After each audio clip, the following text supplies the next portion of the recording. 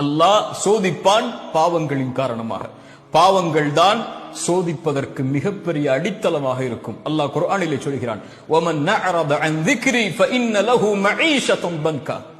யார் அல்லாஹ்வின் நினைவை விட்டு தூரமாகி வாழ்கிறார்களோ அவர்களுக்கு அல்லாஹ் நெருக்கடியான வாழ்க்கையை கொடுப்பான். லா இலாஹ இல்லல்லாஹ்வை கூறியும் நெருக்கடி இருந்தால், லா இலாஹ இல்லல்லாஹ்வை கூறியும் உங்களுடைய வாழ்வு விசாலமாக இல்லை என்றால், சோதனைகளால், பிரச்சனைகளால், செல்வத்தால், குடும்பத்தால், உறவுகளால் என எல்லா புறமும் இருளால் சூழப்பட்டு நெருக்கடிகள் இருந்தால் அல்லாஹ்வின் நினைவை விட்டு தூரமாகி வாழ்கிறீர்களா என்று நினைத்து பாருங்கள்.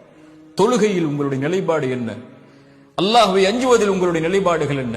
பாவங்களை விட்டு விலகுவதில் உங்களுடைய நிலைப்பாடுகள் என்ன?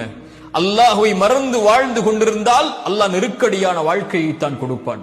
பதறி விடுவீர்கள் பாவங்களை கண்டால், பதறி விடுவீர்கள் அல்லாஹ் சோதித்தால், குழம்பி விடுவீர்கள் எங்கே செல்வதென்று தெரியாமல். இறை நம்பிக்கை கொண்டவராக இருந்தாலும் சோதிக்கப்பட்டால் மரணத்தை விரும்ப ஆரம்பித்து விடுவீர்கள், மரணத்தை நோக்கி செல்ல ஆரம்பித்து விடுவீர்கள் அல்லாஹ்வின் நினைவில்லாமல் இருந்தால்.